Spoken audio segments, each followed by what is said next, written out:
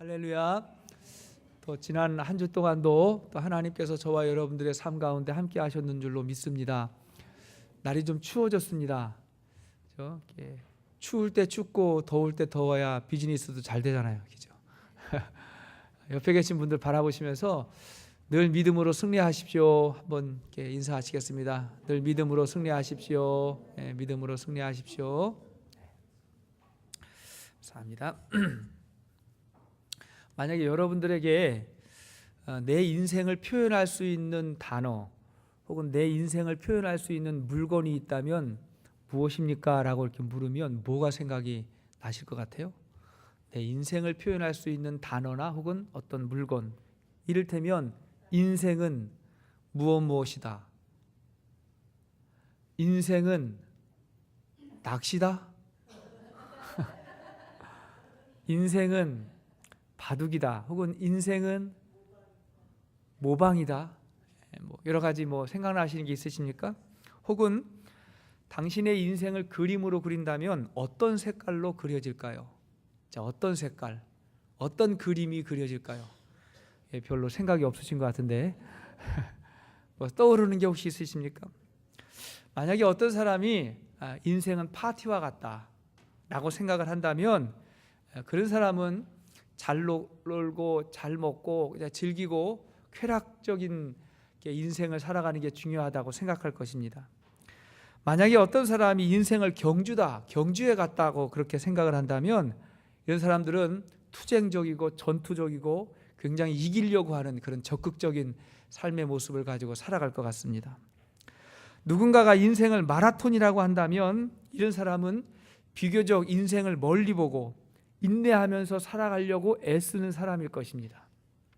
자, 세상 사람들은 그렇다 하여도 우리 믿음의 사람은 어떤 것을 가장 먼저 떠올려야 될까요? 자, 인생이 뭘까요? 자, 오늘 본문을 볼 때 따라해보세요. 인생은 예배다 라고 말할 수 있을 것입니다. 자, 인생은 예배다. 자, 오늘 본문 1절 말씀, 로마서 12장 1절 말씀 같이 한번 읽을게요. 시작. 그러므로 형제들아, 내가 하나님의 모든 자비하심으로 너희를 권하노니 너희 몸을 하나님이 기뻐하시는 거룩한 산 제물로 드리라. 이는 너희가 드릴 영적 예배니라. 자, 너희 몸을 하나님께 드리라. 이것이 영적 예배다. 근데 누가 그런 예배를 드릴 수 있는가? 이게 보세요.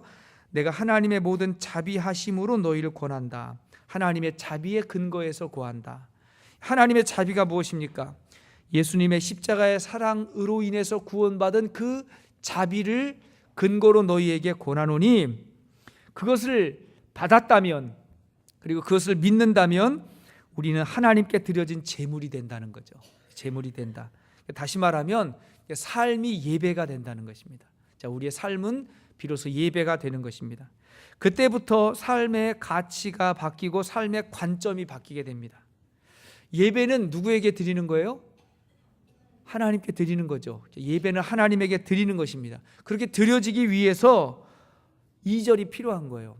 드려지기 위해서. 자, 2절 시작. 너희는 이 세대를 본받지 말고 오직 마음을 새롭게 함으로 변화를 받아 하나님의 선하시고 기뻐하시고 온전하신 뜻이 무엇인지 분별하도록 하라. 그 예배가 되기 위해서 세상하고 똑같이 살지 말고 세상을 본받지 말고 하나님의 선하시고 기뻐하시고 온전하신 뜻이 무엇인지를 분별하며 살아야 그 삶이 예배가 된다는 것입니다. 성경을 보면 우리의 삶을 이렇게 설명하는 비유가 굉장히 여러 가지가 많이 나오는데 오늘은 그 가운데 두 가지만을 생각해 보려고 그래요. 하나님께 드릴 수 있는, 하나님이 받으실 만한 삶이 무엇일까? 첫째는 뭐냐면 이 땅에서의 우리의 삶은 시험입니다. 따라합시다. 삶은 시험입니다. 테스트입니다. 우리의 삶이 하나님께서 받으실 만한 것이 되기 위해서는 우리의 삶을 시험의 과정이라고 볼 필요가 있습니다. 자, 야고보 1장 2절 이하의 말씀 보면 내 형제들아, 너희가 여러 가지 시험을 당하거든 온전히 기쁘게 여기라. 이는 너희 믿음의 시련이 인내를 만들어내는 줄 너희가 알미라. 인내를 온전히 이루라. 이는 너희로 온전하고 구비하여 조금도 부족함이 없게 하려 함이라. 자, 우리가 잘 알고 있는 말씀입니다. 자, 시험이 왔어요. 이 시험이 믿음의 시련을 통해서 인내를 만들어내고 그 인내를 통해서 점점 온전해지고 구비해서 부족함이 없는 단계가 된다. 그렇게 이야기했습니다. 그러니까 우리가 온전한 예배자가 되기 위해서는 시험의 과정이 있다고 생각해야 됩니다. 시험의 과정, 테스트예요. 자, 성경에 우리가 하나님을 시험해 보라는 말이 있어요, 없어요? 우리가 하나님을 시험해 봐라, 테스트해 봐라 라는 말이 딱 한 번 있습니다. 딱 한 번 어디냐면 말라기 3장에 11조에 대해서 이야기할 때 너희 11조 생활을 온전히 하냐? 11조 생활해라. 그러면서 뭐라고 이야기하냐면 나를 시험하여 내가 하늘 문을 열고 너희에게 복을 쌓을 곳이 없도록 붙지 아니하나 보라 그랬어요. 나를 시험해 봐라. 그러니까 진짜 하나님 시험해 보고 싶은 사람은 뭘 해야 돼요? 11조 생활해야 됩니다. 복을 붙지 아니하나 보라 그랬어요. 물론 여기서의 복은 굉장히 크고 포괄적인 복을 말할 수 있어요. 물질뿐만이 아니라 여러 가지의 영적인 복을 이야기하겠죠. 그러니까 하나님을 시험해 보라. 여기 하나 나와요. 그 이외에 우리가 하나님을 시험해 보는 건 별로 바람직하지 않고 하나님이 여러 가지의 상황을 통해서 우리를 시험하신다고요. 모든 것이 성경에 시험, 유혹, 연단과 같은 말이 200여 번 사용이 됩니다. 200여 차례 사용이 되는데 다 모든 것이 다 마찬가지예요. 하나님이 보신다는 거예요. 가장 잘하는 시험이 뭐예요? 하나님께서 아브라함에게 그의 아들 이삭을 바치라고 그렇게 시험하며 성경을 보면 시험이라고 나왔어요. 아무에게나 그런 시험하지 않는다고 생각합니다. 아무에게나 그렇게 이야기하지 않았어요. 분명한 것은 아브라함에게 그렇게 말씀하셨고 그 시험을 아브라함이 이기고 믿음의 조상이 됐습니다. 믿음의 조상이 됐어요. 반면에 아담과 하와는 유혹을 이기는 시험을 통과하지 못했습니다. 이건 마귀의 시험이었죠. 어쨌든 간에 유혹을 이기는 시험을 통과하지 못했어요. 자기들이 교만해서 하나님보다 높아지고 싶은 마음의 유혹을 극복하지 못했습니다. 넘어지게 됐죠. 사실 어떤 게 하나님의 시험인지 혹은 어떤 게 마귀의 시험인지 잘 모를 때도 있고 때로는 중요하지 않을 때도 있어요. 중요한 건 뭐냐면 시험은 극복해야 된다. 그죠? 이겨야 된다. 그것이 중요한 것입니다. 우리 인생이 하나님의 시험이라는 것을 안다면 매일매일의 삶에서 벌어지는 일이 중요하지 않은 게 없어요. 모든 게 다 시험이니까 안 중요한 게 없어요. 우리 주위의 사람들에게 하는 말 한마디도 중요하고요. 그에게 하는 태도 하나도 중요하고요. 직장 속에서 혹은 일터에서 벌어지는 매일매일의 삶 가운데서 되어지는 모든 일들이 다 중요해요. 하나님이 보셔요, 안 보셔요? 하나님 보시잖아요. 그러니까 그것도 일종의 하나님 앞에서 드릴 수 있는 테스트, 시험이라는 거예요. 어려운 사람을 도와줬던 일, 아랫사람에게 아주 무례했던 일, 그러니까 마켓 앞을 지나다가 딸랑딸랑 이렇게 구세군 이렇게 종이 울리면 지나가다가 내가 조금이라도 드려야지 하고 드렸던 그 일조차도 우리 하나님 보세요, 안 보세요? 보시겠죠. 나보다 좀 낫다고 깔보고 비웃고 했던 그 말 한마디, 그런 행동 우리 하나님 보세요, 안 보세요? 다 보시는 거예요. 그것이 다 모아져서 하나의 시험의 테스트가 돼서 우리 하나님이 우리의 인생을 받으시는가, 그죠? 어떻게 받으시는가, 그것이 결정된다는 거예요. 요즘에 그 청문회 해가지고 청문회 하는 거 보니까 그분들이 옛날에 그렇게 말하고 그렇게 행동했던 거 모를 줄 알았을 거 아니에요. 지나놓고 보니까 다 드러나서 다 드러나잖아요. 그게 사람 앞에서만 뿐만이 아니라 정말 얼마나 무서운 일이에요. 하나님 앞에서 다 또 그런 일이 있지 않겠습니까? 그렇다 그러면 오늘 하루의 삶이, 오늘 하루의 시험이 내일과 미래를 열어가는 과정일 수 있다고 믿습니다. 그잖아요. 차곡차곡 쌓여서 내일이 열리는 거예요. 여러분, 그럼 우리가 기도하는 게 왜 중요할까요? 이 아침에 하나님 앞에 나와서 우리가 기도하는 게 왜 그렇게 중요할까요? 이 시험의 답을 알고 계시는, 이 시험의 주권자 되시는 하나님에게 물어보는 게 기도기 때문에 그래요. 야고보 1장 5절 이하의 말씀 보면 그 시험에 대해서 이야기하다가 그 다음에 말씀이 이렇게 이어져요. 너희 중에 누구든지 지혜가 부족하거든 모든 사람에게 후히 주시고 꾸짖지 아니하시는 하나님께 구하라. 그리하면 주시리라. 시험을 극복하려면 지혜가 있어야 되는데 그 지혜는 누가 주신다고요? 하나님이 주신다. 구하는 게 뭐예요? 기도예요. 기도. 여러분, 인생이 시험이라고 하는 걸 알고 그 답을 하나님이 알고 계신다는 것을 안다면 우리는 반드시 기도해야 되는 줄로 믿습니다. 여러분들이 이 아침에 주 앞에 잘 나오신 거예요. 기도하는 인생은 하나님의 지혜가 임합니다. 제가 지난주에 아주 우연히 기독교 방송을 틀었는데, 그때 어느 목사님께서 설교하는데 이런 이야기를 하시더라고요.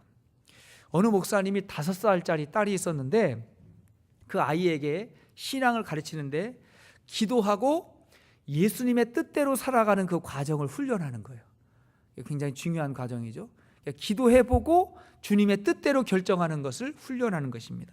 근데 하루는 그 아이가 5살인데 유치원에 가고 싶지 않다고 아침부터 떼를 쓰더래요. 아침부터 유치원 가고 싶지 않다고 막 떼를 쓰는데, 그래가지고 이 목사님이 그래서 그렇게 이야기했대요. 그래? 가고 싶지 않아? 너 그럼 기도해보고 결정하라고. 예수님에게 물어보라고. 뭐라고 이야기하는지 물어보라고 그렇게 이야기했대요. 그러니까 이 아이가 알았다 그러더니 자기 방으로 기도하러 들어가더래요. 기도하러 들어가가지고 조금 있다가 막 뛰어나오더래요. 팔딱팔딱거리며 뛰어나오더니 아빠 예수님이 그러는데 유치원 가지 말래요 그러더래요. 아니 지금 그럴 리가 없는데 유치원 가지 말래요 예수님이 그러더래요. 그래가지고 전혀 예상치 못했던 반응에 약간 당황을 했지만 그래도 기도해보고 예수님이 가지 말라 그랬다니까. 그래? 그럼 오늘은 가지 말라 그랬대요. 가지 말라고. 그래서 이제 그날 하루를 갖다 집에서 보낸 거죠. 그러고 나서 이제 몇 개월 후에 똑같은 일이 벌어진 거예요. 오늘 가기 싫어요 또 그런 일이 벌어져가지고, 그래? 너 오늘도 그러면 예수님이 뭐라 그러는지 기도해보고 결정하라 그랬어요. 또 이 아이가 또 신이 나가지고 자기 방에 들어가가지고 기도하다가 나오는데 이번에는 시무룩 해가지고 나오더래요. 왜냐하니까 예수님이 가라 그랬어요 그러세요. 예수님이 뭐라고 너한테 가라 그러디? 이렇게 묻고 싶었는데 훈련이니까 그래? 예수님이 가라 그랬으면 가야지. 애가 가방을 들고 이렇게 다녀오겠습니다 하고 가더래요. 여러분, 그 사이에 어떤 일들이 있었는지 모르겠지만 이런 삶의 자세가 얼마나 중요합니까? 예수님에게 물어보고 결정하는 것이고, 모든 일들이 다 하나님의 뜻이 있는 하나님의 시험일 수 있으니 하나님이 뭐라고 말씀하시는지를 우리는 물어야 되는 것입니다. 그리고 결정해야 돼요. 고린도전서 10장 13절 이하의 말씀을 보면 사람이 감당할 시험 밖에는 너희가 당한 것이 없나니 오직 하나님은 미쁘사 너희가 감당하지 못할 시험 당함을 허락하지 아니하시고 시험 당할 즈음에 또한 피할 길을 내사 너희로 능히 감당하게 하시느니라. 하나님이 허락하신 시험은 감당할 수 있다 그랬어요. 혹 감당할 수 없는 그런 어려운 시험이라면 하나님이 피할 길을 열어주신다 했어요. 그 피할 길도 그냥 가는 게 아니에요. 기도해보고 찾아가는 거예요. 그러니까 기도해야 시험도 이기고 기도해야 시험도 피할 길을 찾아서 우리가 승리의 길로 간다고 믿습니다. 우리 인생의 시험에서 승리할 수 있기를 바랍니다. 자, 두 번째, 우리의 인생을 설명할 수 있는 두 번째 단어는 뭐냐면 위탁이에요. 하나님이 잠시 맡겨주신 위탁한 거다. 무엇이? 우리의 인생이 그래요. 우리가 이 땅에 올 때에 맨몸으로 빈손으로 왔습니다. 여러분, 금수저 가지고 태어난 사람 있으세요? 요즘 뭐 금수저, 은수저 뭐 말이 많긴 한데 진짜 뭐 가지고 태어난 분 있으세요? 하나도 없어요. 우리 모든 다 빈손으로 태어났어요. 그렇게 온 이후에 하나님께서 우리에게 맡겨주신 거예요. 그죠? 맡겨주신 거, 다 맡겨주신 거예요. 우리의 시간을 주셨고, 건강을 주셨고, 지식을 주셨고, 능력을 주셨고, 삶의 여러 기회들을 맡겨주셨어요. 그래서 성경은 우리를 관리인이다, 따라합시다. 관리인이다, 청직이다, 그렇게 말하는 거죠. 누구를 통해서 주어졌건 다 하나님이 맡겨주셨다. 성경적인 삶의 어떤 해석인 것입니다.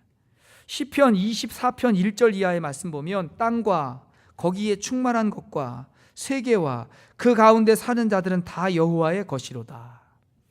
그죠? 그러니까 이 땅의 모든 것의 주인이 하나님이라고 말하는 것입니다. 만약 어떤 사람이 이것을 인정하지 않는다면 한번 생각해 봐야 돼요. 생각해 볼 일입니다. 여러분, 세상에 우리가 소유한 것 중에 영원한 것 있어요, 없어요? 우리가 소유한 것 중에 영원한 게 없어요.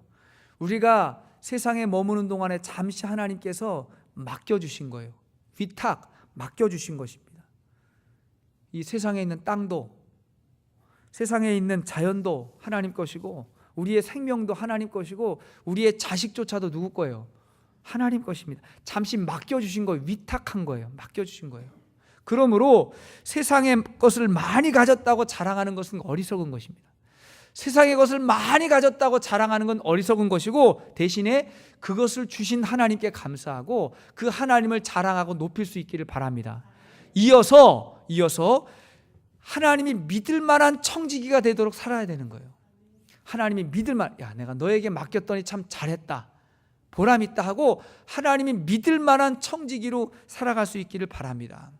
제가 종종 이야기하지만, 예전에 저하고 우리 아내하고 처음에 결혼해서 이렇게 신혼집으로 살 때 그 집이 한강이 내려다 보이는 방 4개짜리 어마어마한 아파트였다고. 아마 제 인생 가운데 그런 일이 또 없을 거라고 저는 생각하는데, 한강이 내려다 보이는 방 4개짜리 아파트, 굉장히 컸어요. 방은 4개였는데 2개밖에 안 썼어요. 우리 두 사람이 사니까 그랬거든요. 저희 친척 집이었는데요, 그 친척분이 집이 빈다고 잠시 좀 맡아달라 그래가지고 그냥 이렇게 죽은 사람 소원도 들어주는데 산 사람 소원 못 들어주나 그래가지고 까짓 거 한번 해주지 해가지고 갔다고요. 그래서 이제 살았는데, 살다 보니까 제가 2개 느꼈어요. 진짜 2개 느꼈어요. 첫째, 집이 너무 크니까 불편하더라고요. 그러니까 분수에 맞게 살아야지 집이 너무 크니까 불편해요. 청소하려도 힘들고, 그죠? 문 열어주는데 뛰어가야 되고, 막 집 앞에 집 안에서 숨바꼭질하고 막 이런 일 벌어지니까 이게 불편하더라고요. 불편했고, 2번째, 분명히 이게 내 게 아닌데 살다 보니까 착각하더라고요. 내 거라고 착각하더라고요. 1년 정도 살고 나왔거든요. 나오는데 아쉽더라고요. 분명히 들어갈 때 한 달만 살아도 좋겠다 그러겠는데 들어갔는데 한 1년쯤 살다 나오는데 괜히 아쉽더라고요. 막. 네, 이게 내 게 아니었구나. 이게 좋은 경험이었던 것 같아요. 여러분, 인생이 청지기라는 것을 알려주는 이야기가 마태복음 25장의 달란트의 비유죠. 달란트 참 귀한 비유입니다. 주인이 관리인에게 맡겼어요. 5달란트, 2달란트, 1달란트를 각각 맡기고는 먼 여행을 떠났습니다. 그리고는 훗날 결산을 하자는 거예요. 결산을 하자는 거예요. 거기서 이 청지기의 자세를 아주 정확하게 알려줍니다. 각각의 삶의 조건과 형편은 다 달라요. 우리 중 똑같은 조건에서 시작한 사람 아무도 없어요. 서로 다른 부모님, 서로 다른 환경, 서로 다른 모습으로 태어났기 때문에 조건이 다르고 삶의 기회는 다 다를 수 있어요. 다 다릅니다. 그러나 그런 것이 문제가 되지 않는다고 말합니다. 성경적으로 중요한 건 뭐냐면 충성이에요. 따라합시다. 충성. 충성이 중요합니다. 어떤 모습이든지 어떻게 충성했느냐, 마지막에 주인이 돌아와서 하는 말이 무엇입니까? 착하고 충성된 종아, 내가 적은 일에 충성하였으니 내가 많은 것으로 맡기리라. 그리고 내 주인의 즐거움에 참여할지어다. 이렇게 말씀하셨다면, 누구도 예외 없이 주님께서 결산할 때 그렇게 말씀하신다는 거예요. 여기를 보면 결산할 때 3가지를 약속하세요.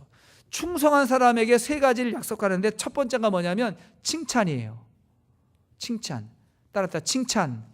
뭐라고 칭찬했어요? 착하고 충성된 종아. 여러분, 세상 살면서도 칭찬받으면 기분 좋아요, 안 좋아요? 기분 좋잖아요. 이왕이면 칭찬받으면 좋거든요. 그러니까 주님이 착하고 칭찬된 종아 이렇게 칭찬해 주신다고요. 2번째 뭐냐면 참 중요한 이야기인데, 내가 적은 일에 충성했으니 내가 많은 것을 맡긴다. 더 많은 것을 맡긴다는 거예요. 저는 하나님에게 충성하는 자에게 세상에서든 아니면 내세에든 하나님께서 더 많은 것을 맡겨주신다고 믿습니다. 하나님이 맡겨주세요. 3번째, 하나님의 즐거움에 참여하게 된다는 거예요. 하나님의 기쁨의 자리에, 그 즐거움의 자리에 참여하게 된다고 말씀하십니다. 내 주인의 즐거움에 참여할지어다. 이것이 우리가 이 세상에서 어떤 모습으로 살았든지 간에 충성스럽게 산 자에게, 충성스러운 청직이 관리인에게 주신 자에게 주시는 하나님의 약속의 말씀이라고 믿습니다. 자, 그러면 우리 인생을 설명할 때 인생이 뭐라고요? 낚시다? 아니에요. 인생이 뭐라고요? 예배라고요. 인생은 예배입니다. 우리 인생을 생각할 때 예배라고 하나님은 말씀하시는, 그러면 그 예배를 하나님이 드리실 만한 예배가 될 때 두 가지를 기억해야 된다 그랬죠. 첫째는 뭐예요? 뭐죠? 시험이다. 삶의 하나하나를 하나님이 다 보시고 받으신다. 또 하나는 뭐예요? 위탁이다. 하나님이 맡겨놓으신 거다. 그런 모습으로 우리가 살아가면 우리의 삶이 하나님이 받으실 뿐만이 아니라 저는 우리의 삶이 복된 삶이라고 믿습니다. 복된 삶이에요. 우리의 삶이 복이 되는 삶을 하나님이 받으시지, 우리가 손해가 되는 삶을 하나님이 시키지 않는다고 믿습니다. 우리가 복된 삶을 살아가고 하나님이 그 받으실 만한 그런 예배가 되고, 우리가 온전한 예배자가 돼서 예배에 승리하고 인생에 승리할 수 있기를 주의 이름으로 축복합니다. 우리 찬양